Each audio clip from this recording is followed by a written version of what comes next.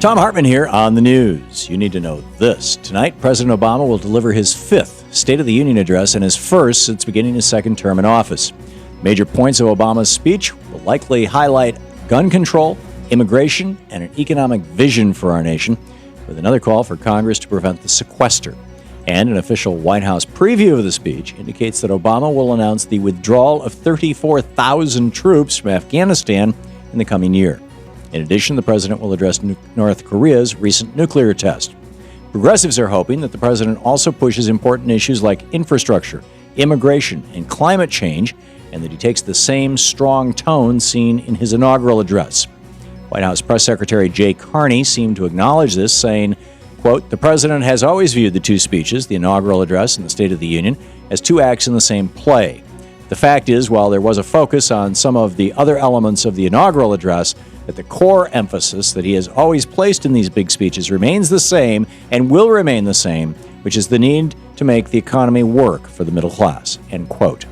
The Republican response will be given by Florida Senator Marco Rubio, and Kentucky Senator Rand Paul will present the official Tea Party, a.k.a. crazy response. No word yet on whether or not Rand Paul will look into the correct camera. In Screwed news, if you were delighted to hear that raising the Medicare eligibility age was off the table in the economic debate, you may want to hold off on celebrating just yet.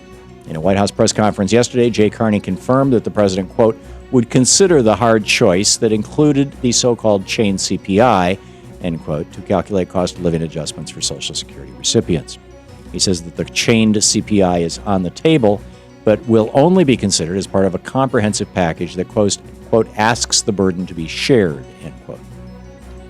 Chained CPI slows the growth of Social Security benefits paid to seniors over time. It would effectively reduce benefits by about $250 over 3 years and could mean about $15,000 less for retirees over time. Senator Bernie Sanders calls it an economic and moral disaster. There is no economic reason to even balance the budget, much less do it on the back of seniors and the disabled. Call the White House and demand that the chained CPI be taken off the table now. In the best of the rest of the news, the departing Secretary of Defense, Leon Panetta, just gave a clear directive to his successor to stop the discrimination against same-sex couples in the military. At his direction, the Department of Defense has issued a memorandum granting many new benefits to LGBT partners of our servicemen and women.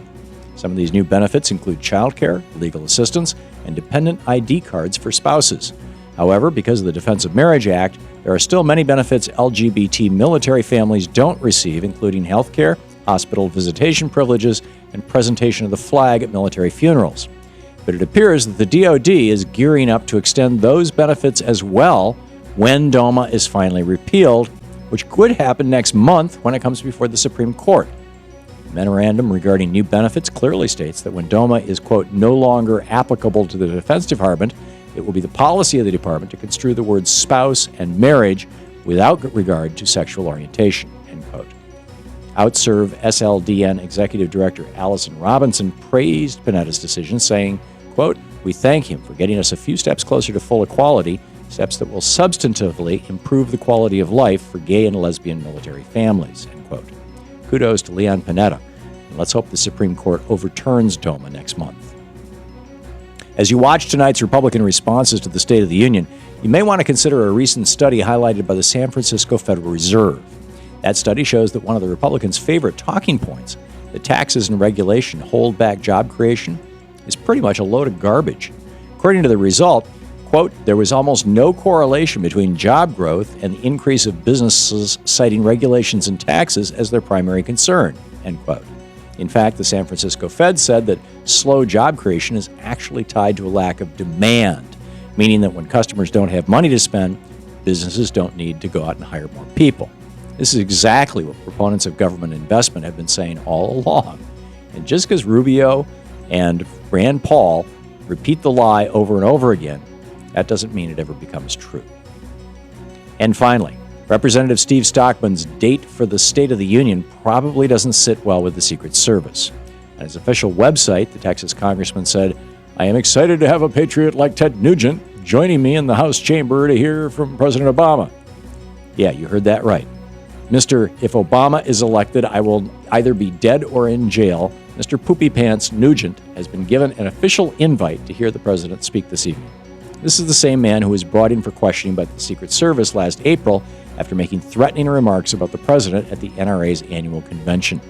With the gun debate likely to be a big topic tonight, we applaud our Democratic leaders for bringing victims of gun violence to highlight the need for gun regulations. It's also really interesting to see the Republicans bringing Ted Nugent to tonight's event, perhaps to highlight the need for mental health reform. And that's the way it is today, Tuesday, February 12th, 2013. I'm Thom Hartmann on the news.